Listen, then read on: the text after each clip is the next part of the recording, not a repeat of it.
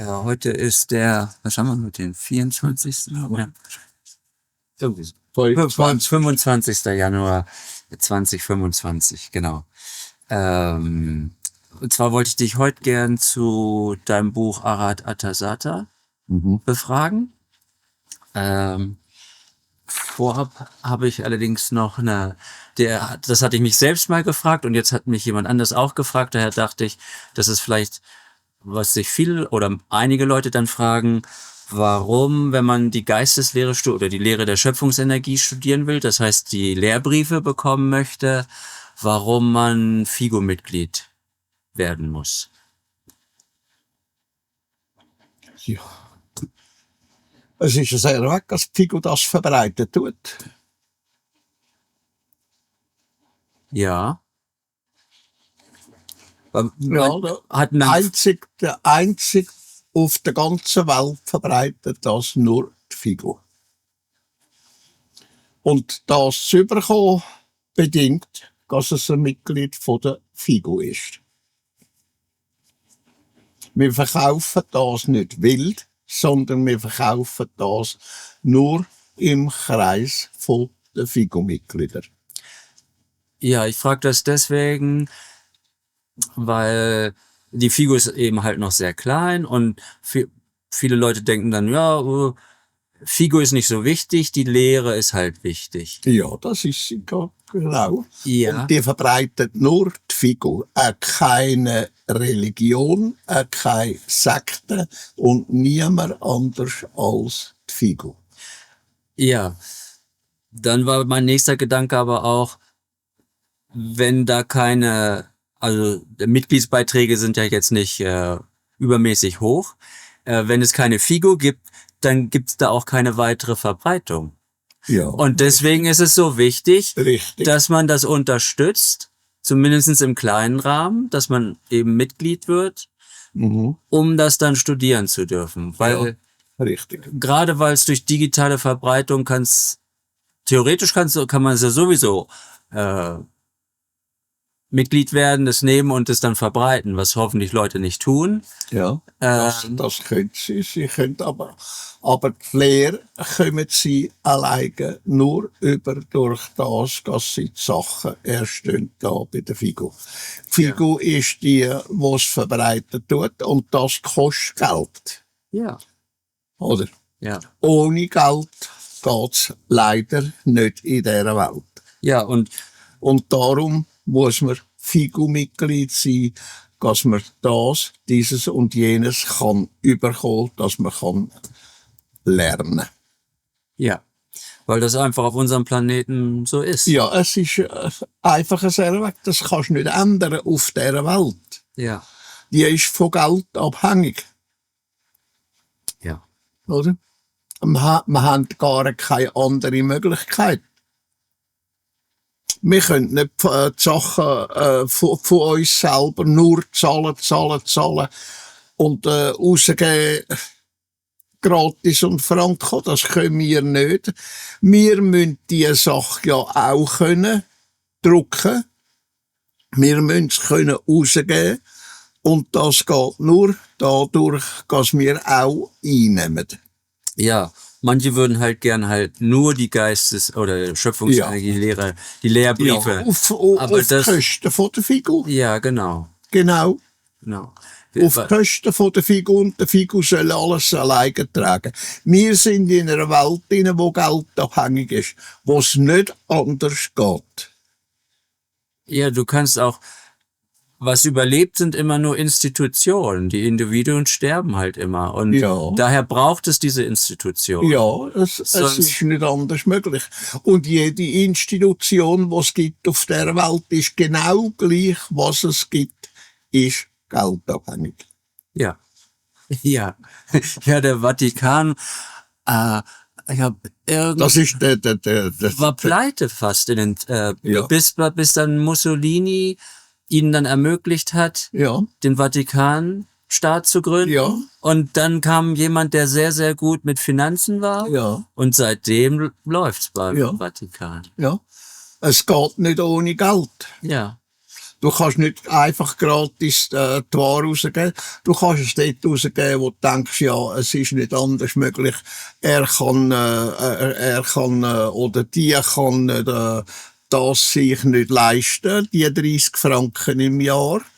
Und plus die Kosten, wo die Schriften machen und so weiter und so fort. Oder? Das ist, ja. Ja. Vielen Dank. Ja, weil das, glaube ich, Es ist wichtig einfach nicht anders möglich. Ja. Wir sind da auf der Erde und da ist alles zusammen ist geldabhängig. Es ist nichts auf der Welt, wo nicht geldabhängig ist. Ja. Und wir haben es genau so wie da oben das Leben auf ein Quantum von Geld festgestellt, wo nicht ausbeuterisch ist. Oder? Wir machen es so billig, wie es überhaupt möglich ist. Ja. Oder? Genau so, die Schriften, die würden in Wirklichkeit sehr viel mehr kosten, wenn es von einer Firma gemacht werde oder einem Verein gemacht werde. Wir gehen fast zum Selbstkostenpreis. Wir schauen, so billig wie möglich zu machen. Ja. Oder? Ja, ist halt, Weil wir Schweiz ist nicht halt teuer. auf Profit aus sind. Wir wollen einfach können Mission erfüllen. Dass wir immer so viel genug Geld haben, dass wir das können machen. Ja. Dass wir es überhaupt können leisten. Ja, gut. Gut, kommen wir zur Arat Atasata. Ganz am Anfang steht Arat Atasata, Sanskrit, dass es ein Sanskrit-Wort ist. Da wollte ich gleich fragen, warum ist das ein Sanskrit-Wort oder wo kommt das überhaupt her? Das hat man einfach sehr weg formuliert, dass es namensmäßig etwas gegeben ist, dass man einen Begriff hat, um was es sich handelt. Und dass hinter dem Namen das und jenes und dieses eben verborgen ist oder zu lernen ist. Oder? Und die Sprache Sanskrit wurde gewählt, weil das die alte Gelehrtensprache ist. Das ist altherkömmlich. Ja. Oder? Und man nimmt einfach, du kannst nicht irgendetwas einfach in die Welt rausrühren auf dieser Welt, ohne dass ein Begriff ist für die Menschen, wo das dann in die Finger überkommen, wo das lesen, wo das studieren, wo das lernen und so weiter und so fort.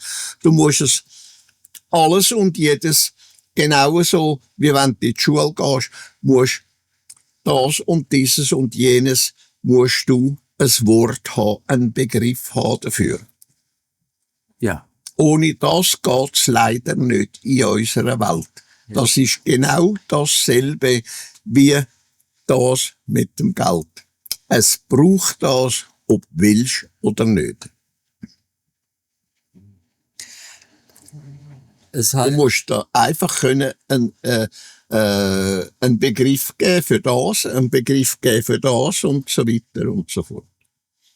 Und das ist notwendig, weil der Mensch, der versteht nur dann irgendetwas oder er kann darüber nachdenken, wenn er einen Grundbegriff hat dafür. Ja. Oder?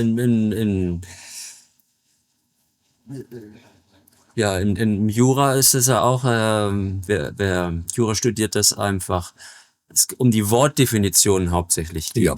Damit man überhaupt versteht, um was es geht. Genau. Wenn du keinen Begriff hast für irgendetwas, dann weisst du nicht, worum es sich handelt. Du weisst ja nicht einmal, was Zucker ist. Wenn du nicht weisst, was Zucker ist, wenn du den Begriff nicht hast, musst du selber irgendetwas erfinden. Ja. Oder? Ja. Gut. Die Übersetzung von Arat Atasatr lautet: Der Wertvolle, der die Zeit beschaut. Ja. Das ist ein uralter, herkömmlicher Begriff. Ja, aber auf dieser Ebene, so hattest du mir mal erklärt, ist es wirklich so, dass man sich im Grunde jedes Ereignis, so wie im Traum sozusagen, kannst du dir alles aufrufen und du schaust dir das im Grunde nur alles an. Ja. Was in der Vergangenheit, in der Zukunft passiert ist oder passieren wird und davon lernst im Grunde. Ja.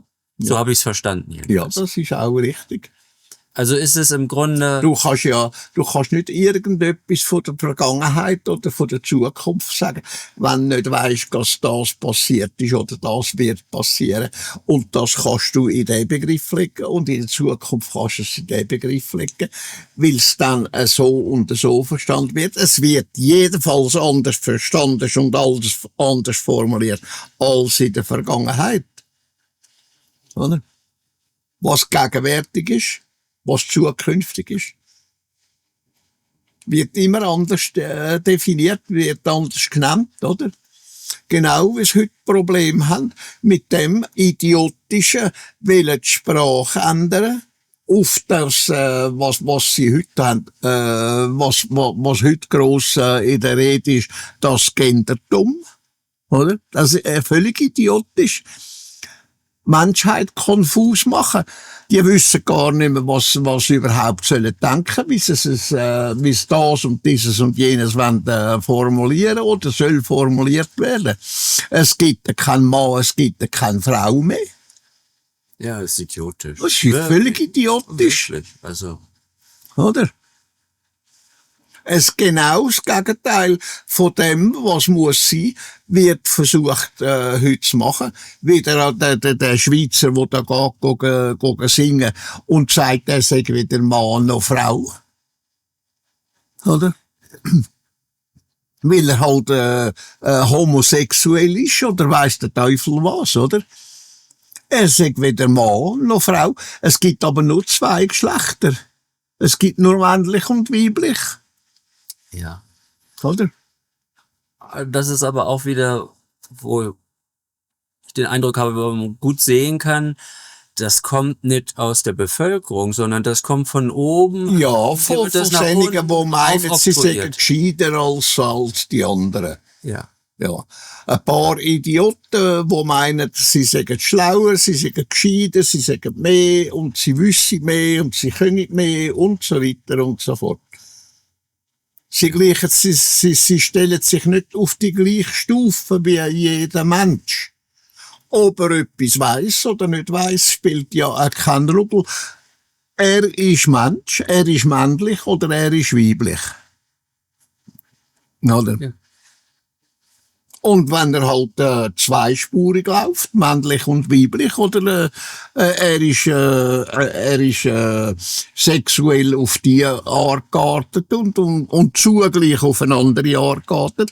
Er ist bisexuell oder sonst irgendetwas. Das ist doch ganz normal. Das ist überall so, das ist in der Pflanzenwelt so, das ist in der Tierwelt so. Warum soll der Mensch ganz anders sein als das, was Schöpfung ist? Oder? Ja, das sind die Variationen der Schöpfung. Ja, natürlich. Also es ist natürlich. Ja.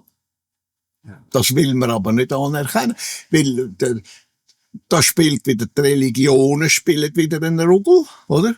Idiotisch an etwas glauben, was es gar nicht gibt. Die Schöpfung ist nichts anderes als die freie Natur, die Existenz am Universum weit existiert. Oder? Es ist nicht ein lieber Gott oder weiss der Teufel was. Ja, davon kommt viel zur Sprache in diesem Buch.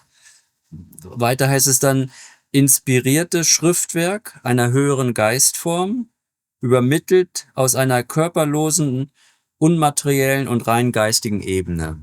Ja, Dort mal, wo ich das alles zusammengeschrieben habe, hat man noch den Geist verwendet. Der Begriff, der, wo allgemein üblich ist auf der ganzen Welt. Wo man aufgebracht hat, ja, es ist halt Geist.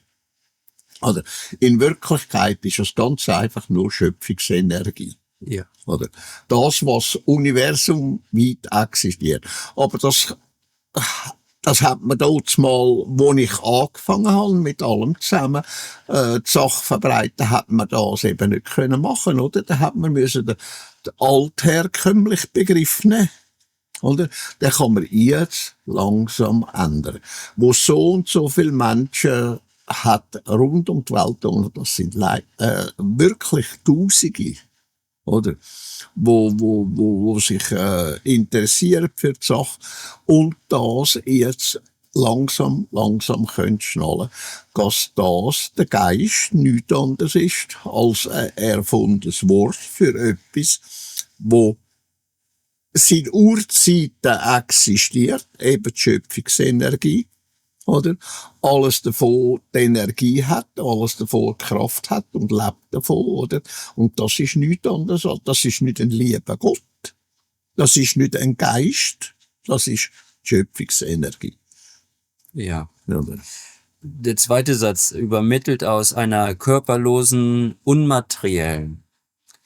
Also, es ist wirklich nur noch Energie, es ist Ja, kein, richtig. nichts Physisches. Es ist nichts Physisches, es ist überliefert aus der Schöpfungsenergie raus. Wenn du die Schöpfungsenergie nimmst, es ist Natur, es ist die Existenz, es ist gesamtuniversell und das ist nicht materiell. Das ist, wie soll ich dem sagen? Es ist Das ist rein energetisch. Es ist rein energetisch, oder? Aus der Welt vom Nicht-Energetischen. Aus einer Welt, wo nur existiert aus Energie. Ja, aber halt nicht, Es ist nicht eine Welt von Geistern und so. Es ist eine Welt von der Schöpfungsenergie und die ist immateriell.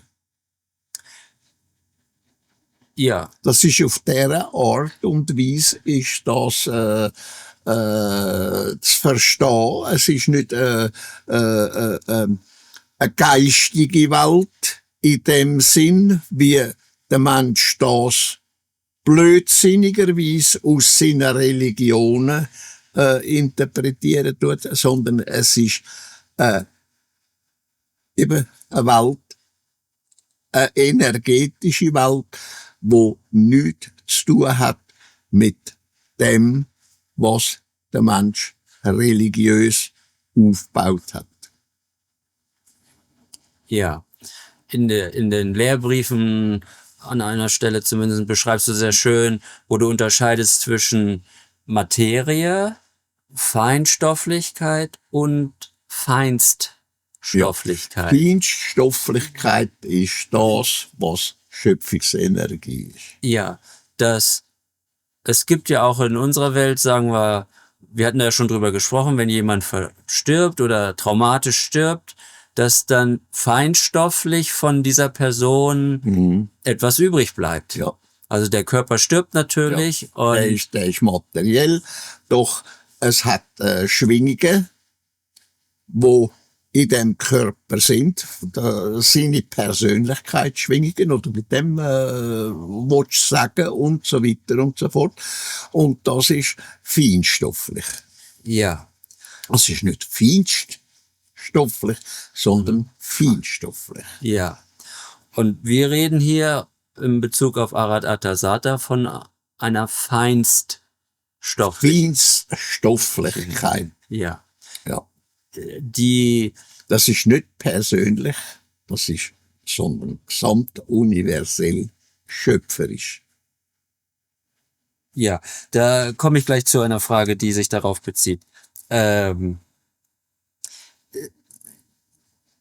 diese Feinstofflichkeit, bedarf die überhaupt noch? Weil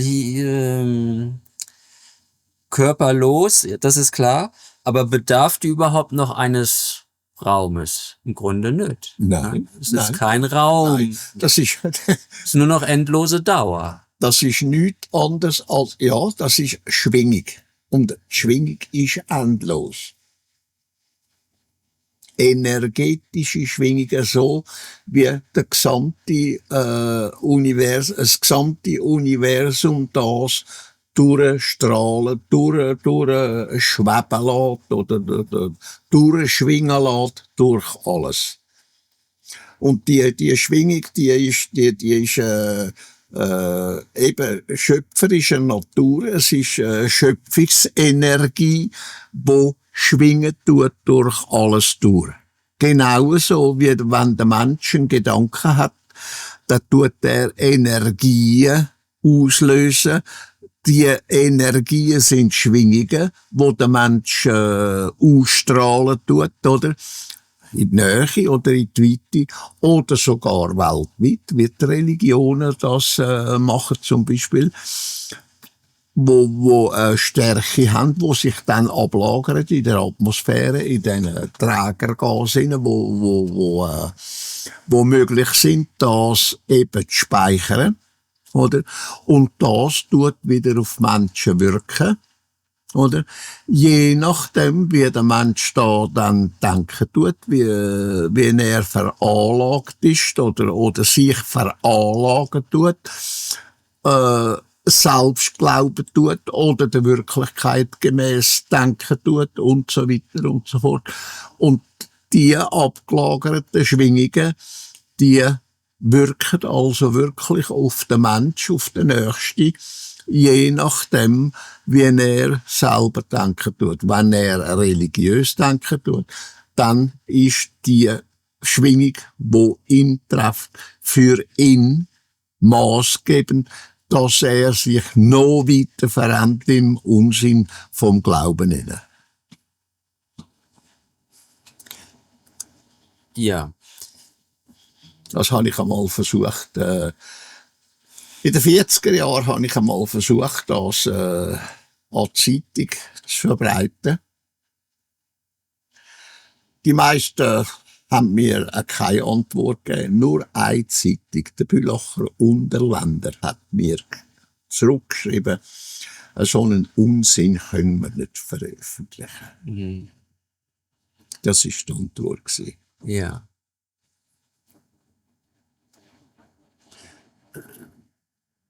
Wo ich immer mit noch Schwierigkeiten habe zu verstehen, ist, es ist klar, wenn eine Persönlichkeit stirbt, der Körper, die feinstoffliche Energie, früher Geist genannt, die Schöpfungsenergie entweicht, Schöpfungslebensenergie entweicht Ja. und kehrt dann zu einem späteren Zeitpunkt wieder in einen neuen Körper, der mit einer neuen Persönlichkeit Richtig. vollkommen anders ist. Kann schon auch Ähnlichkeiten geben zur vorigen Persönlichkeit, aber im Großen und Ganzen eine vollkommen neue Existenz. Richtig. Das Wissen bleibt einfach vorhanden, das, was der Mensch lernt in einem Leben, das tut sich speichern in der Schöpfungslebensenergie. Das wird praktisch aufgearbeitet, wenn Sie mir sagen, dem Jenseits, oder es gibt ja kein Jenseits in dem Sinn, das ist ein Mumpitz. Es ist nichts anderes als die Schöpfungsenergie von der Schöpfung, wo gesamtuniversell in sämtlichen 7 Universen, wo die Schöpfung existiert, vorhanden ist. Und einfach in die zurücklaufen tut, das ist genau gleich. Da kannst du dir vorstellen, du hast einen Bottich mit Wasser, oder? Und nimmst ein Glas raus, oder? Und hast es ein Zeitchen draussen, rührst irgendetwas rein oder ein bisschen Farbe, einen Tropfen Farbe oder sonst irgendetwas und leerst es wieder zurück in den Bottich hinein. Und dort kommt es wieder raus wenn du wieder ein Glas voll daraus rausnimmst. Es ist nicht mehr das Gleiche, es ist gemischt mit allem anderen, wo in dem Bottich schon Wasser ist. Und die Möglichkeit ist, das ist, technisch ist das heutzutage möglich, dass man kann feststellen, was es alles im Wasser enthalten tut. Dann kannst du sagen, ja, so und so viel Prozent davon, von dem, was ich voran in das Glas rein da habe, in das Wasser rein und zurückgeleert habe, im Bottich rein, ist noch vorhanden. Und das kann wieder seine Wirkung haben. Mhm. In Bezug auf Nokodemion wird dann halt oft von dieser Linie gesprochen. Und im Grunde ist das bei jedem Individuum ja auch so, dass Das dann ist- eine das ist- Linie das- existiert. Ja. Aber das ist, glaube ich, Das ist nicht in dem Sinn zu verstehen, weisst, dass er sich übertragen tut. Das ist die Linie gemeint vom Wissen. Es ist nicht die Linie gemeint vom wie soll ich sagen, wie sagen sie dem,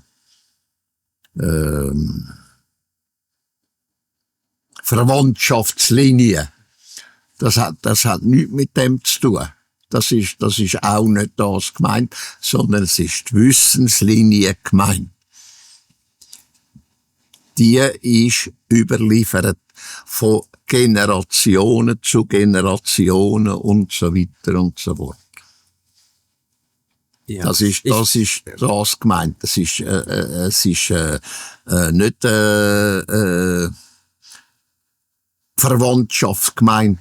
Ja, es hat keine Es hat keine Relevanz. Abstammung oder Abstammungslinie Nein, oder ja. Ich kann das im Grunde auch nur. Es ist einfach in der Verwandtschaft, und auch die Verwandtschaft musst du wieder als Wissenslinie sehen. Nachkommenschaft musst du wieder in dieser Wissenslinie sehen. Nicht eine Nachkommenschaft von Mensch zu Mensch, sondern Nachkommenschaft von der Lehre, was überliefert wird. Ja. Kommst du nach? Ja, es läuft halt nicht in Familien unbedingt das Wissen, Nein. sondern es läuft in diesen Linien vom Wissen, Ja. was Von einer angesammelt wurde. Verwandtschaft zur anderen. Aber nicht von Mensch zu Mensch Ja, in der Verwandtschaft, sondern von Wissen zu Wissen. In der Verwandtschaft von Wissen zu Wissen. ja, es ist im Grunde gleich, in welche Familie. Du man schreibst wurde. da ein Buch, 100 Jahre später kommt und tut das Wort weiterführen. Es ist eine Verwandtschaft, oder? Es handelt sich vom Gleichen, aber auf eine andere Art und Weise. Es ist genau dasselbe. Es ist nicht der Mensch, wo gemeint ist damit in der Verwandtschaft, sondern es ist die Verwandtschaft von der Lehre. Ja, jemand, wenn man von Verwandtschaft sprechen möchte, jemand, der sich jetzt hierfür interessiert, Ja. ist dir im Grunde näher, Ja. verwandter, Ja. als vielleicht sogar deine eigenen Kinder. Weil da ist es rein Ja, physisch. das ist aber aufs Wort, auf die Lehre Ja, begrenzt. genau. Das Also- ist nicht auf den Mensch bezogen. Es ist eine Verwandtschaft aus dem Grund heraus, weil du das, was ich lehre, auf deine Art und Weise lernen tust und verbreiten tust. Es ist aber das genau Gleiche, nur auf eine andere Art und Weise wieder dargebracht. Es besteht also eine Verwandtschaft zu dem, was da ist, zu dem, was später gemacht wird daraus. Ja, ich sehe das immer dann in Relation oder in Beziehung zur Lehre. Ja, richtig, Das ist eben richtig. so, ich Ja, auch. nur jeder Mensch bringt sie wieder anders vor, tut wieder anders lernen, er hat wieder andere Methoden und so weiter und so fort, aber er macht genau dasselbe, er führt einfach weiter, was da war, führt er da weiter, es ist also das Gleiche und dem sagt man Verwandtschaft, oder? Ja, das ist damit gemeint. Also Das ist da damit. nichts Genetisches, Nein, nein. sondern ja. Ja. Und das kannst aber einem Menschen nicht einfach Weg herrühren. Der begreift das nicht. Du musst langsam musst du vorangehen. Und zuerst musst du mal etwas lernen, wo er darunter etwas versteht. Und dann kannst du langsam weitergehen. Kannst es ändern. Wie der Begriff zum Beispiel Geist kannst du nicht blitzartig ändern in Schöpfungsenergie. Das braucht einfach seine Zeit. Ja. Und dann kannst du langsam die Änderung durchführen. Ja. Anders geht's leider nicht beim Mensch. Ja, wie in der Schule. Es baut aufeinander auf. Genau. Und, ja. Es ist halt, auf der Erde ist halt diese Spannweite oder Spannbreite an Wissen. Begrenzt. Ja, ist bei den meisten extrem begrenzt, aber es gibt schon auch Leute, die Natürlich weise das, aber sind. das ist immer eine Minorität. Ja. Das ist immer eine Minorität. Ja.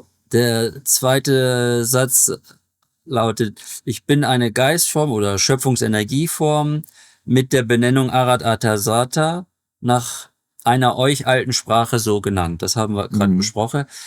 Jetzt ist es halt im Grunde ist das aber ein Bereich, in dem es nur noch ein Wir gibt, oder? Es ist keine Wahrnehmung mehr von ich bin der Ego und ich bin die Lisa. Und die Persönlichkeit. Sondern ich bin einfach das, was universell ist, nämlich Schöpfungsenergie. Ja. Und insofern, so habe ich es jedenfalls verstanden, ist das die gesamte Ebene im Grunde dich dann kontaktiert hat. Dass das nicht ein Teil der Ebene ist, sozusagen. Nein, das ist gesamthaft. Die gesamte Ebene Ja. hat dich im Grunde Ja. kontaktiert. Das ist nicht ein Stückchen davon, das ist gesamthaft. Ja. Und es ist eben eine rein energetische Ebene, die dich da kontaktiert hat. Ja. Das hat nichts mit diesen Channelern. Das ist nicht personell, das ist einfach gesamtuniversell. Ja. Und deswegen spricht man ja auch immer von Channelern, dass da sich ein Kanal oder eine Öffnung oder wie auch immer, wo sie dann Informationen empfangen, dass das bei anderen Leuten ist das eben, entspringt das ihrer Fantasie halt. Ja, da kannst du ruhig sagen Fantasie. Dann der Mensch, wenn er denken tut, dann braucht er das und dieses und jenes zusammen. Oder? Und das, was er zusammenbröteln tut in seinen Gedanken, das gibt einen Komplex. Oder? Und der Komplex nennt er dann so, wie es ihm eben, wie soll ich sagen, wie es ihm zum Kopf auskommt, als Lehren, als Lernprozess oder Gelerntes und so weiter und so fort, als das, was er dann wirklich weiß oder annimmt. das zu wissen. Ja. Und da ist eben, wenn jetzt zum Beispiel jemand kommt, Michael, der der bildet sich das alles ein. Jetzt würde ich dann sagen halt, ja, schau dir ja da mal den Inhalt an. Inwiefern findest du das in der Realität wieder oder in der Natur? Ja, genau. Du musst es ja immer mit der Wirklichkeit musst es du konfrontieren und untersuchen und überdenken, dass du siehst, es ist tatsächlich so, es ist wirklich die Wahrheit oder es ist nur eine Annahme oder es ist überhaupt nicht wahr. Ja, Nicht? genau. Du musst die Das- Wahrheit von der Wirklichkeit finden. Ja, Und das kannst du nur durch das, dass du wirklich nachdenken tust, die Augen offen hast, die Ohren offen hast, deine Sinne offen hast, oder? weil ist ja unmöglich, das zu überprüfen oder Nein, das kannst du nicht überprüfen. Da musst du drüber nachdenken und schauen, was lässt sich mit der Wirklichkeit vereinbaren und was nicht. ja. Ich Entschuldige, ich meinte das eben jetzt auf diese Schöpfungsenergieebenen. Das ist für uns ja unmöglich, ob das überhaupt existiert. Das ist kann man, unmöglich. das zu überprüfen. Das meine ich. Du weißt, wenn es zum Beispiel das Elektrische wirkt, aber du kannst nicht ins Elektrische hineinschleifen. Du kannst es nicht erforschen in sich, was Elektrizität überhaupt ist. Das weiss der beste Elektriker nicht. Der beste Elektrotechniker weiss nicht, was wirklich elektrisch ist. Er weiss, es hat die und die Fähigkeit, es hat die und die Kraft und so weiter und so fort.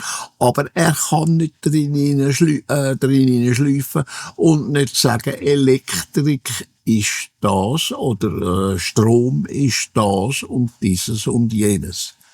Das weiss keiner. Ja. Das stelle ich auch, weil ich ja auch so ein bisschen rumbastle und so rumexperimentiere, bisschen mit Elektrizität. Und wo man dann Du kannst sagen, der und der Effekt tritt auf, aber warum? Ja, was es bewirken tut, oder? Und wie es wirken tut und so weiter, das ist erforschbar.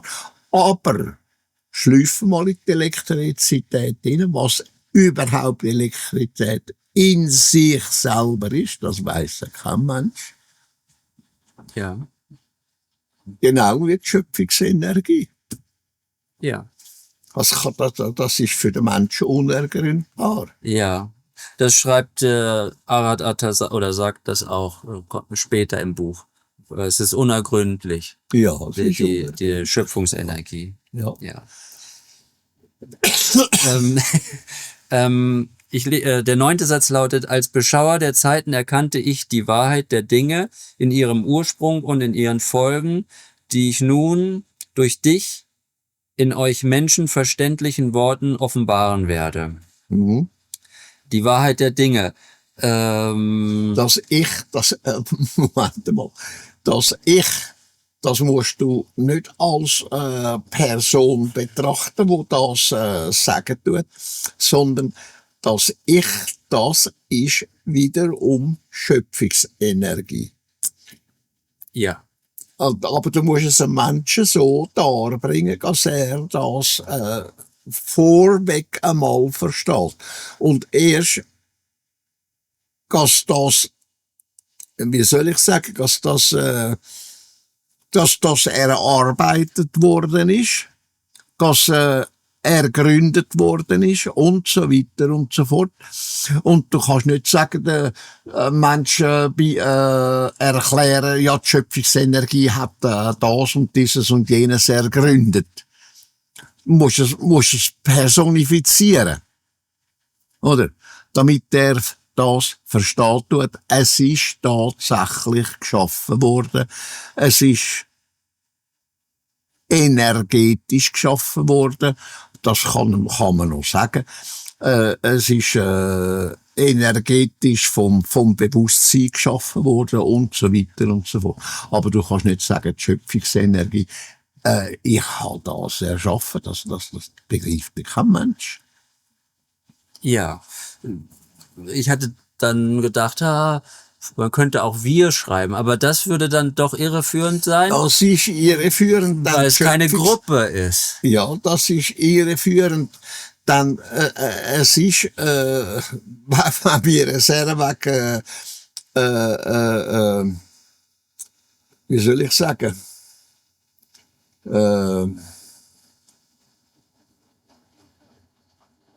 eine Energieform, einfach Ja. eine Energieform. Du kannst nicht sagen, es ist eigentlich eine Wir-Form, obwohl es eine Wir-Form ist, an und für sich.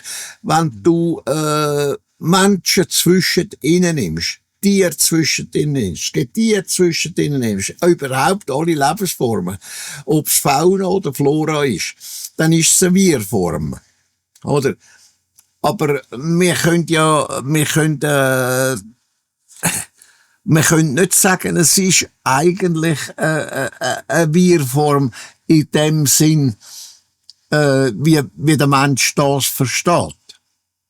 Dass eine Zusammenballung von so und so vielen Individuen, Persönlichkeiten und so weiter sind. Es ist eine Einform. Die ganze Energie, die ganze Schöpfungsenergie, die existiert, ist gleichermaßen nur eins. Aber es ist verteilt auf die verschiedenen Formen, wo es geht tut. Aber es bleibt eins. Es ist keine andere Energieform als die vorhanden, wo die und die Ebene hat oder existiert, die Ebene existiert. Und die ist gesamthaft eins. Ja, und daher ist ich, weil es nur eine Ebene ist, Ja. und ich ist ja dann auch Ja. nur eine Person, Ja, richtig. ist das naheliegend, Ja. dann das so Ja. zu nennen. Obwohl es eigentlich kein Wort richtig dafür Ja. gibt. Ja. Wüsste Man nicht, hat, wie man das eigentlich benennen könnte. Ja. Weil es gibt halt eben nur Ich sage eins einfach, mehr. ich sage einfach, es ist alles eins. Ja, Ja. das kommt dem am nächsten. Ja. Gut. Also sagt dann auch, in meiner Form kenne ich die raum- und zeitlose Kommunikation, die Vergangenheit und Zukunft gegenwärtig macht. Mhm. Da hatte ich dich mal zu befragt, so, oder du hattest mir erklärt, dass man sich die Zeit beschaut. Also im Grunde Ereignisse aus der Vergangenheit und Zukunft, und zwar kontinuierlich und über Neutral. Millionen von Jahren im Ja. Grunde, um mehr Wissen anzusammeln. Richtig. Und dann meinte ich, ob das nicht langweilig wird. Das wird gar nicht langweilig. Ja, hattest du dann geschmunzelt und gesagt, dass das aber nicht der Fall ist, sondern Nein, das ist es wirklich nicht. es ist einfach, Wenn du Diese- alles, schau mal, Michael, wenn du alles anschaust, dann ist auch ein Grashalm ein riesen Ding, wo du kannst dran umdenken. Jedes Moos, jede Bakterie, jede Viren, jede Mikrobe, es ist einfach unendlich. ja, ein Grashalm auf dem Mars wäre eine Sensation. Ja, natürlich, klar. Es ist, Also ein aber auch, Wunder im Grunde. es ist aber auch eine Sensation, wenn du bei uns in der Wiese einen Grashalm anschaust. Wenn du den richtig anschaust, was du dort alles siehst an dem Grashalm, das kannst du dir gar nicht vorstellen.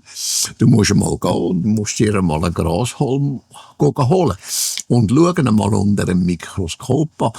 Da staunst du, was da alles vorkommt. Das kannst Ja. du gar nicht erfassen. Oder wenn du zum Beispiel einen Stein, ich habe einen Stein da, der ist ein paar Millionen Jahre alt. Ich glaube,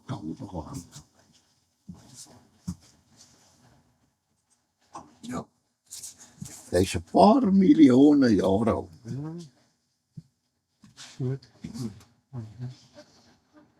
Musst du mal den unter einem Mikroskop anschauen. Ja. Das Das ist wirklich ein paar Millionen Jahre alt. Wo hast du den her? Den habe ich einmal mitgenommen. Irgendwo habe ich Auf den einer Zeitreise. mitgenommen. Ja, die ist von der Erde, aber uralt, Millionen Jahre alt schon. Der ist, Ja. da sind wir das Vater und ich, der stammt noch aus Vaterszeiten, weisst Ja, ja. Zeitreise mit Swart. Ja. Ja. Weißt Das du sind noch? wir etwa 14 Millionen Jahre ist das her, wo ich mit dem Vater auf dieser Welt rumgekrochen bin, etwa vor 14 Millionen Jahren. Und den Stein mitgenommen habe. Ja. Weißt du noch, auf welchem Kontinent das war? Nein, Okay. das ist, weißt du, Aber da das gab's hat vor 14 Millionen hat sich alles verändert. alles ganz anders ausgesehen. Da hat noch keine Schweiz, kein Deutschland und nichts existiert. Ja. Ja, auch die Kontinente waren viel. Nein, das ist ganz anders, hat das ausgesehen. Ja. Driften ja auseinander. Aber es ist das Gebiet gsi, wo heute die Schweiz ist. Ah ja. Ja.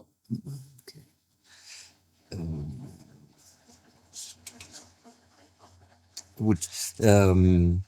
Die Raum- und zeitlose Kommunikation.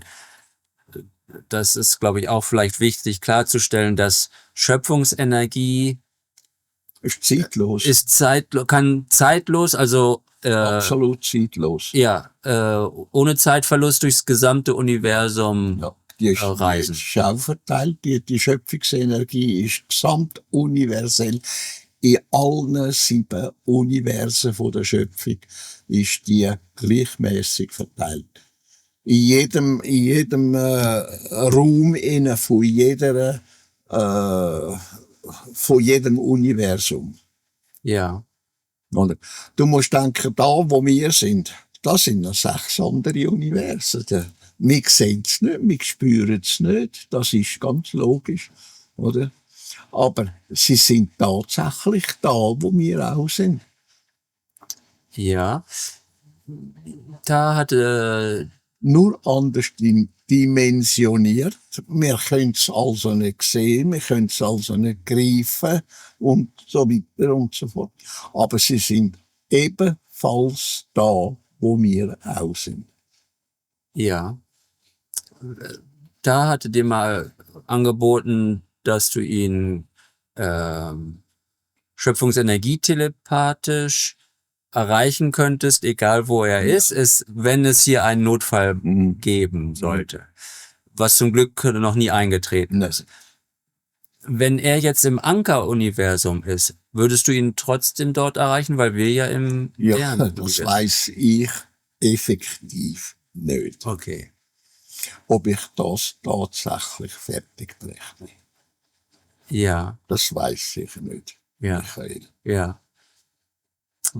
Mir kam halt Möglich der Gedanke, ist dass es, das- möglich ist es, aber ob ich das jemals fertig bringen würde, das weiss ich nicht. wenn er in unserem Ich kann das und dieses und jenes fertig bringen durch mein Denken, durch meine eigene Kraft, zum Beispiel 5 oder 2 Verrenkel oder Verrenkel verbeugen oder das und dieses bewerkstelligen. Aber ob ich das jemals fertig brächte, das weiss ich nicht. Ja, aber wenn er in unserer Dimension im deren Universum wäre, dann denke ich schon. Dann ist es möglich. Ja, denke Ja, ich schon. dann wäre es möglich. Aber ich habe kein Bedürfnis dafür. Ja, das ist schon klar. Nur um Leuten Verständnis zu geben, wie es funktioniert im Grunde. Ja. Sie sind ja auch mal in eine andere Schöpfung gereist. Die Ja, Pleiadianer. natürlich. Aber das war ja ein enormer energetischer Aufwand. Ja, das ist das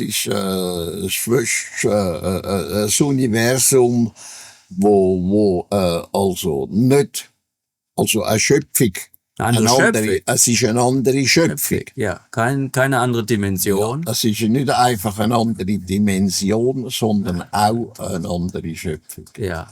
Und dass sie da Energie gebraucht hätten, wie von einer kleinen Sonne. Irgendwie sowas. Das weiß ich. Hattest du mal erwähnt. Das Ja, weiß ja, ich noch. aber ich weiß nicht, wie viel Gas es ja, wirklich braucht. ja, aber Da kann ich gigantisch keine Ahnung viel. mehr. Ich habe mich auch nie befasst mit dem. Ja, Das Einzige, was ich mich befasst habe, zwischen was gegangen und gelaufen ist, sie haben eine andere Schöpfung erbrochen.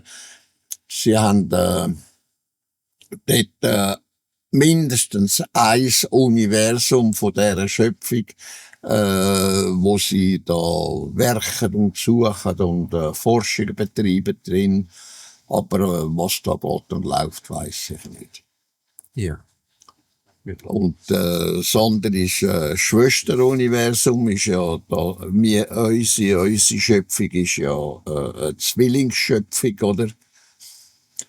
Ja. Ist das Stahluniversum dann. Ja. Aber wie das alles funktioniert, das weiß ich nicht. Ja. Wirklich am besten. Das ist vierter Satz vom nächsten Kapitel. Das sind mehrere Sätze. Der Erdenmensch öffnet daher seine Augen und Ohren. Er reiße seine versklavten Gedanken von allen Irrlehren, Unwahrheiten und von allem Übel. Er öffne seine Bewusstseinsinne zur Erkennung der Wahrheit. Er möge hinaufschauen in die Unendlichkeit des Raumes, wo im Zeitlosen die Sterne in majestätischer Ruhe und Erhabenheit herrschen. In schöpferischer Ordnung ziehen sie ihre Bahn durch Jahrtausende und Jahrmillionen in Harmonie der allgültigen Schöpfungsgesetze und in Erfüllung der zu befolgenden Gebote. Auf all diesen Sternen walten schöpferische Gesetze und Gebote, ewiges Walten und Werden und zeitloses Sein großgeschrieben, und Vergehen im endlosen Entstehen. Und der Mensch schaue hinab auf seine Erde, denn auch dort vollziehen sich in ehener Ordnung dieselben Gesetze und Gebote der Schöpfung. Der Mensch, die Erde und all ihre vielfältigen Lebensformen sind in diese Gesetze und Gebote mit eingeordnet, als winziges, aber wichtiges Glied in der Kette schöpferischer Kreationen. Wo die Natur in ihren schöpfunggebenden Gesetzen und Geboten lebt und unberührt von Menschenhand ihr Dasein vollbringt, da herrschen Schönheit, Würde, Kraft und Größe. Ja. Und Gesetze und Gebote, die musst du nicht so verstehen, wie das an und für sich schon in der Religion gehandhabt wird und vom Mensch allgemein gehandhabt wird. Die Gesetze und Gebote, die existieren in dieser Form nicht in der Schöpfung. Es ist ganz einfach mit einem einzigen Wort gesagt, die Gesetze und Gebote, die bei der Schöpfung herrschen, Ordnung. Es gibt kein Gesetz, es gibt kein Gebot in der Schöpfung. Es gibt nur eine Ordnung.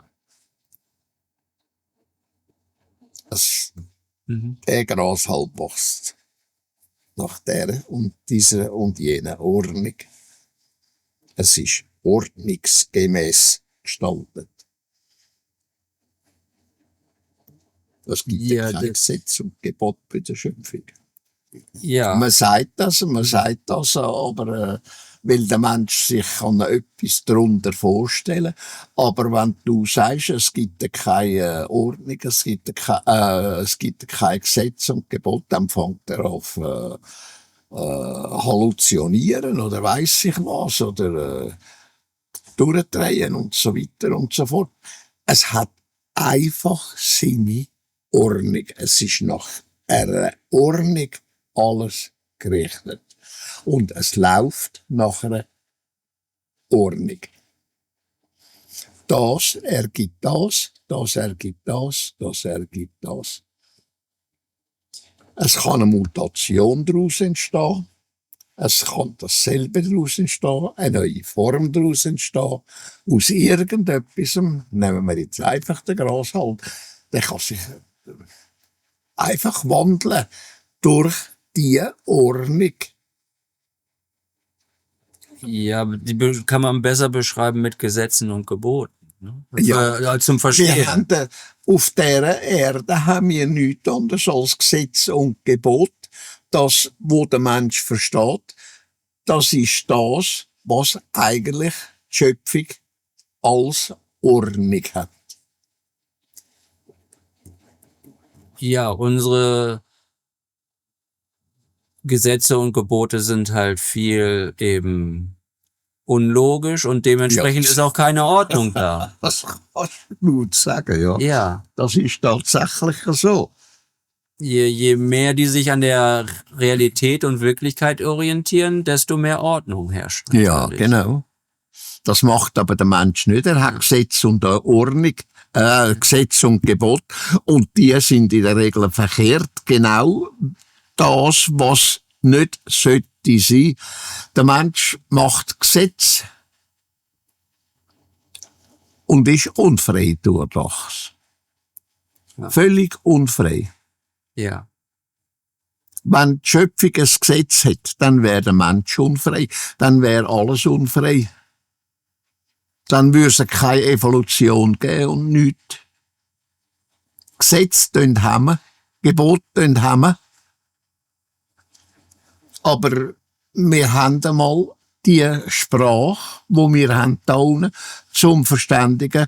Aber versuchen Menschen das klar zu machen, was die Gesetze und Gebote wirklich sind, nämlich eine Unordnung. ja, Oder? weil sie halt sich nicht an der Realität Ja. orientieren. Ja. Oder auch nicht befolgt werden. Das ist wie eben Wirklichkeit. Die fehlt völlig.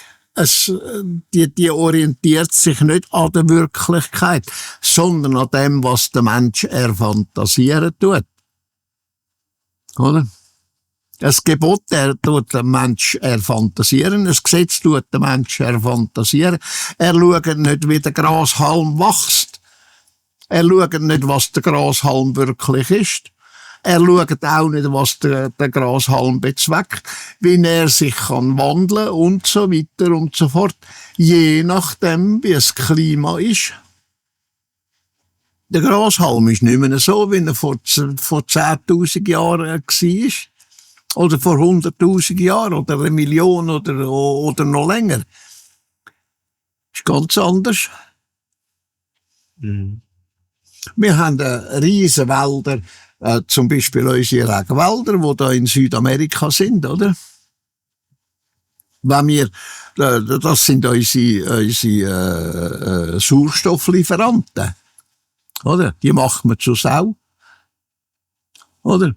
Und das, zum Beispiel Pflanzen, die noch mehr Sauerstoff bringen als unser Regenwald. Das lässt man verkommen. Lässt zur Sau werden. Oder? Zum Beispiel Mais. Die Maisblätter, die tun sogar noch mehr Sauerstoff produzieren als der ganze Regenwald zusammen. Mais. Maisblätter. Ja, Sind das so große Sauerstofflieferanten? ja. Das ist die auch noch nicht. Das sind das. Aber weißt du, da macht sich niemand Gedanken darum. Das erforscht man nicht einmal. Mhm. Ja, wie verpesten die Luft, die Ja. wir atmen. Das Ja. ist also Ja. auch die davon jetzt profitieren, Ja. von der Ölindustrie Mhm. und anderen, Ja. auch die atmen die verpestete Ja, Luft. schau mal, was wir da früher hatten. Wir hatten riesen Felder gehabt von Mais und Hanf. Ist alles verschwunden. Mhm. Kleine Maisfelder und der Hanf darfst du nicht einmal mehr anpflanzen. Oder? Ja. Also weißt du, der Hanf, wo das THC produziert, oder? Das sogenannte Rauschgift, oder? Wir haben früher aus Hanf haben wir Kleider gemacht, oder? Stoff gemacht, oder? Wir haben Seile gemacht. Der Seilerbechi, der Seilerei, wo wir hatten, das Bühli, und der hat mir eine 5 Kilometer lange Drachenschnur hat mir extra gemacht. Die habe ich nie müssen zahlen. Ja. Weil ich dem so Sachen erzählt habe, was Natur wirklich ist. Hat er mir gratis die Schnur hergestellt. Eine Hanfschnur, 5 Kilometer lang. Schön. Man hat Brot gemacht, man hat Gutzli gemacht, man hat Medizin gemacht und so weiter aus dem Hanf, oder? Das ist alles flöten gegangen. Und wegen einem Schweizer wieder. Ja. Der, der nach Amerika gegangen ist und eine grosse Schnur hatte.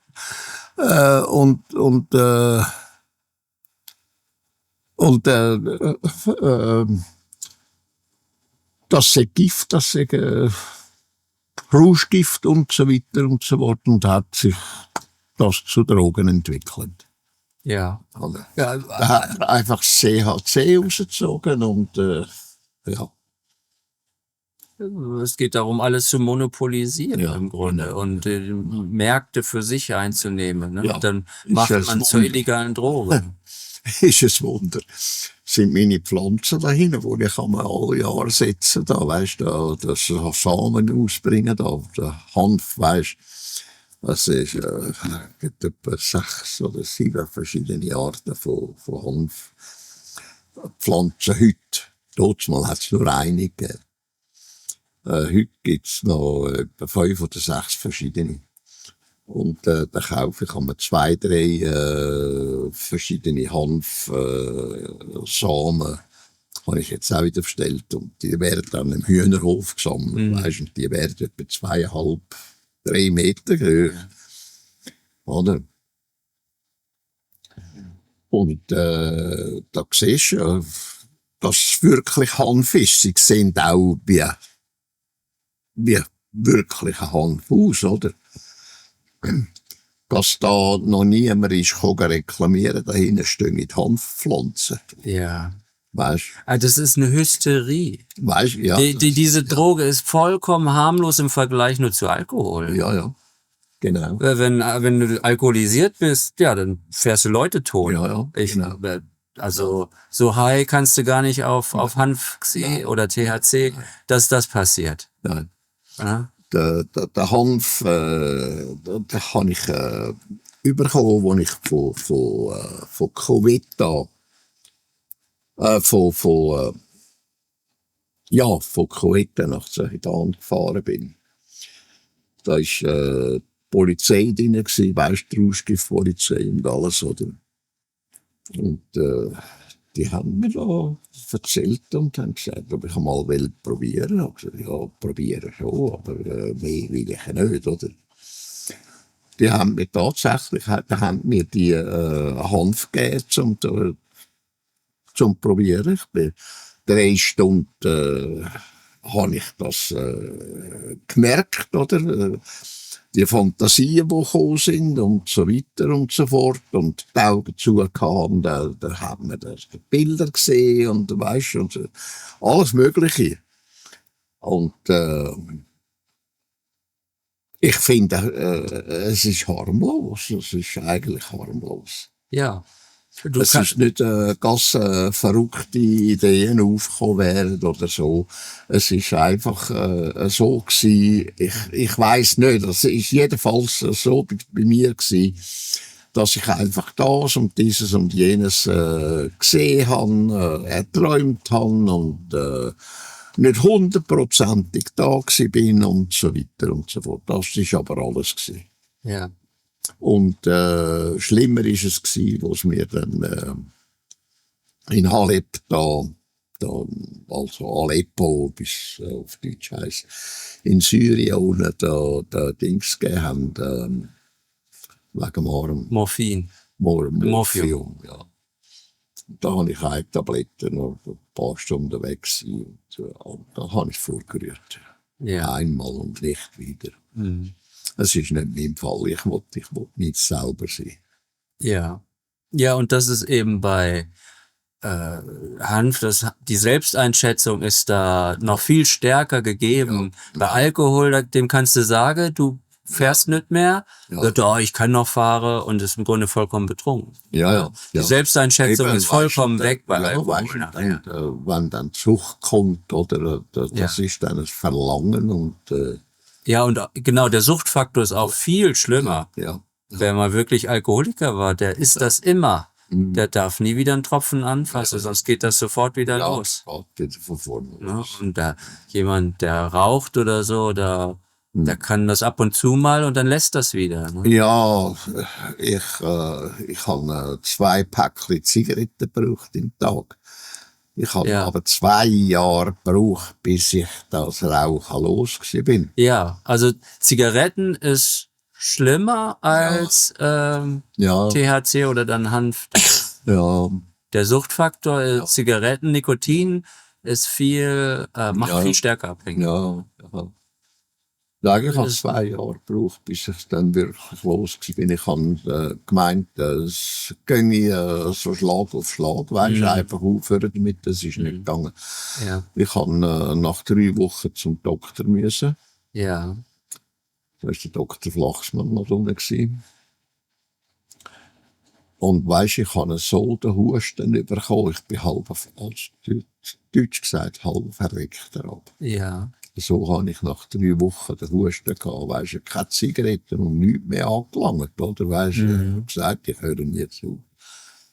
Und da hat mir der Dings gesagt, ja, das haut halt nicht, oder? Wenn man 2 Päckchen Zigaretten im Tag ist happig. Ja. Und dann hat er gesagt, du musst halt langsam reduzieren. Ja. Und dann und das hat 2 Jahre gedauert. Das hat 2 Jahre drauf, bis ich dann Zigaretten auch sein konnte. Wow. Ja, aber es zeigt... Aber das hast du dahinter gehen und wirklich so und so viel pro Tag mehr nicht und immer mehr und mehr down, oder? Ja. Und dann, als ich auf 3 Zigaretten noch bin pro Tag, da hat es mir dann so gelangt, dass ich weglassen. Ja. Ja, der Schritt ist dann nicht mehr so groß dann, ja. Und da ist es dann gegangen. Ja. Wann hast du aufgehört? Das sind jetzt... Ende der 90er oder wann war das? Nein, das ist vorher gewesen. Das sind rund 40 Jahre her. Aber nach deinem Unfall, oder? 82 hattest du ja da einen schweren Unfall. Der Unfall hatte ich 1964. Ja, mit dem Arm, ja. Ja. Nein, aber du hast ja auch hier dann noch in Hinterschmidt-Rüti geraucht. Ja, das weiß ich nicht mehr. Ich habe mich eigentlich nicht so um das gekümmert. Ich kann das Jahr also bereit sagen. Okay, gut. Okay, ist auch egal. Ja, das ist 20. Okay, ja. 10 nach 3, sagtest du. Das ist in 50 Minuten, ist ja, die Sendung. Ich weiß, ja. Okay.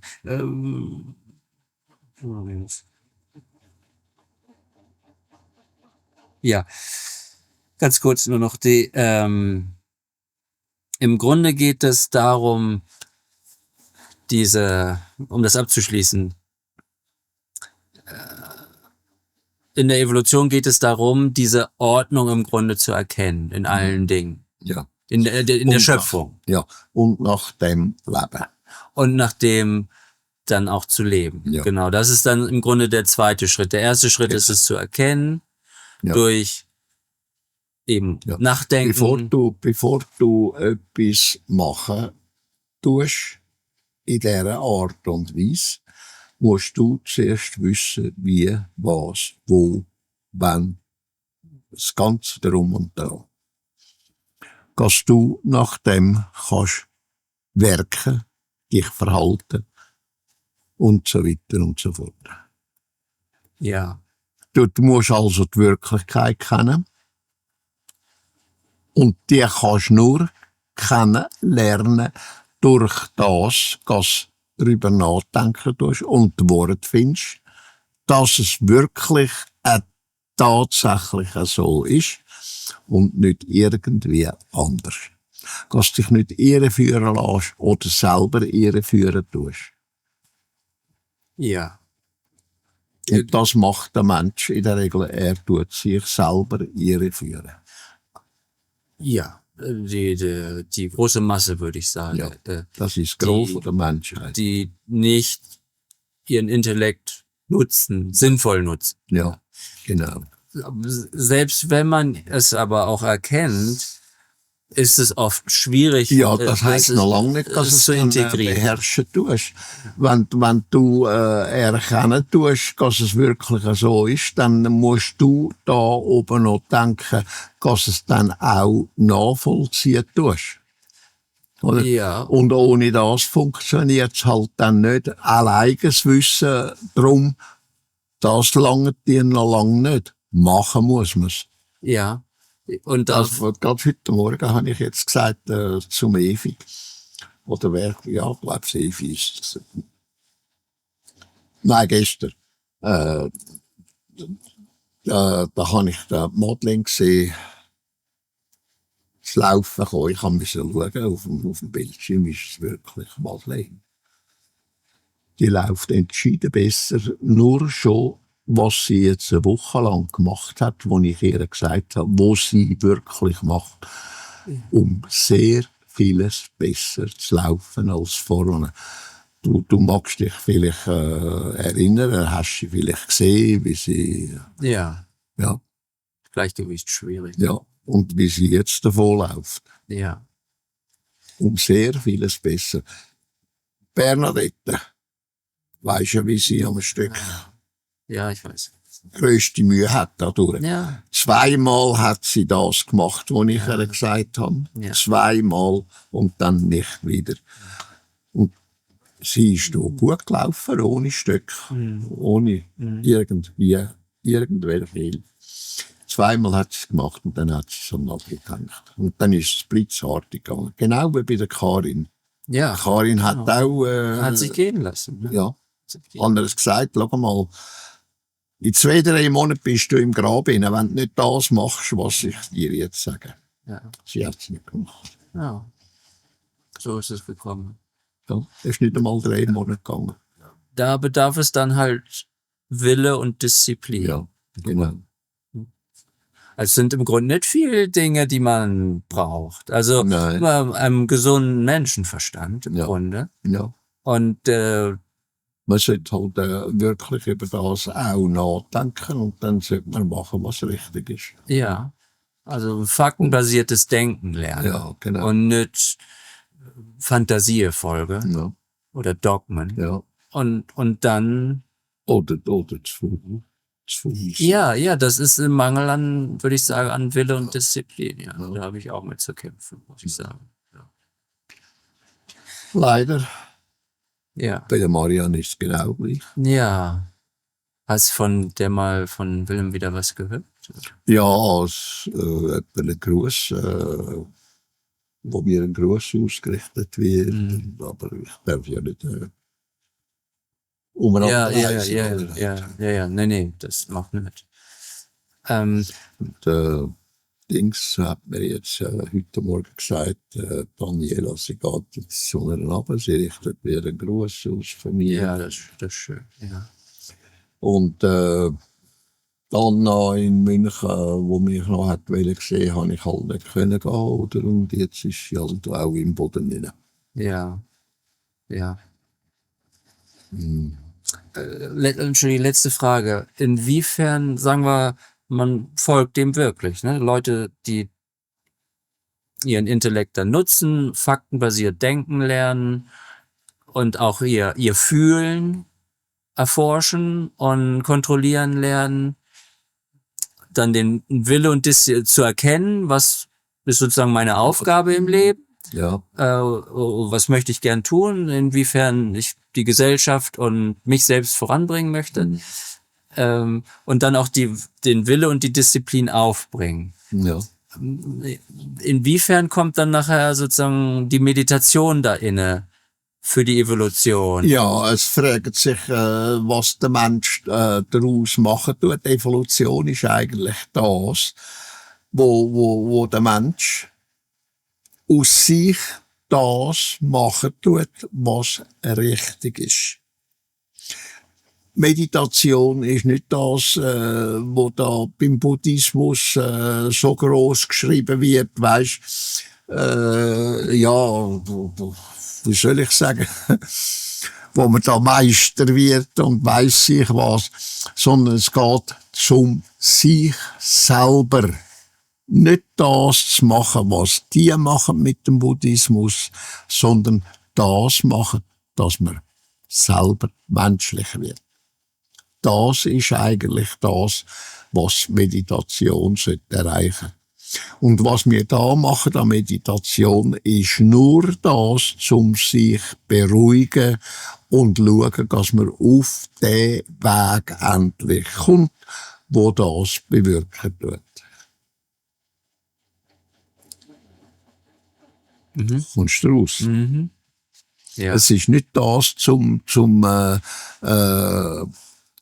allerwelts Ding zu erreichen, bei sich, so wie der Buddhismus das macht, sondern das werden, was man soll sein, nämlich Mensch. Wirklich ein Mensch, wo richtig handelt, richtig denkt, seine Gefühle richtig formieren tut und ein Weg durchs Leben geht.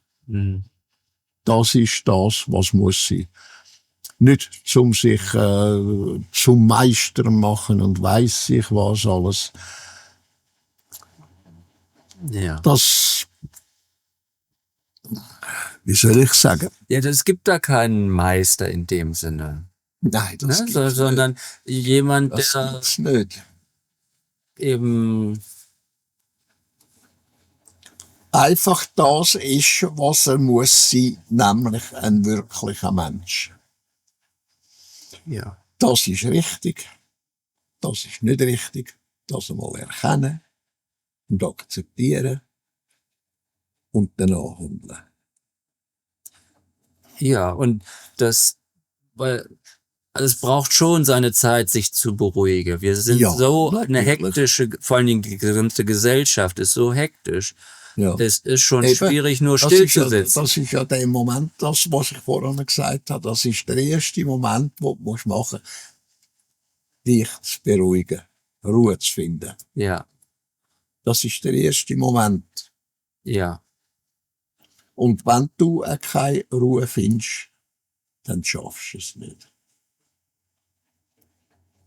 ja, Ruhe in dir selber. ja, ja. Ja, und das braucht seine Zeit. Das braucht Seine Zeit. Aber es ist, unter Umständen 10 Jahre, Ja. 20 Jahre, 30 oder 50 Jahre. ja, Je nachdem, wie du dich darauf einstellen tust. Wie du anfängst zu denken. ja. Ja, und selbst wenn jemand halt viel meditiert und auch zur Ruhe Das kommt, nützt nichts, wenn du viel meditierst und nichts erreichst damit. Oder? ja, Bringt dir überhaupt nichts. ja. Und das, was da gemacht wird im Saal oben, das ist einfach zur Beruhigung. Die 20 Minuten, das ist Ein Anfang. Man setzt einen Anfang. Ja. Ne? Man setzt einen ja, Anfang. aber wenn du die Menschen anschaust, die da im Saal oben sind und nachher da rüberkommen, siehst du nicht, dass da etwas Ja. gross wirkt. Das ist leider so. Ja. Viele machen es einfach aus Gewohnheit. Und das ist nicht der Weg.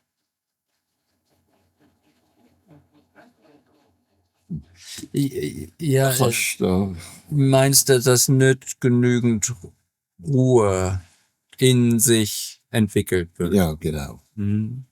Ja. Ja. Ja, das stelle ich auch fest. Also, dass immer noch über die gleichen emotionalen Ausbrüche passieren, die nicht mehr so passieren sollten. Ja. Und ja. Das ist genau das. Ja. Und das siehst du noch nöcher. Das ist, Ja. ja. Vielen Dank, Eduard. Nichts danken. Vielen Dank. Gut. Also.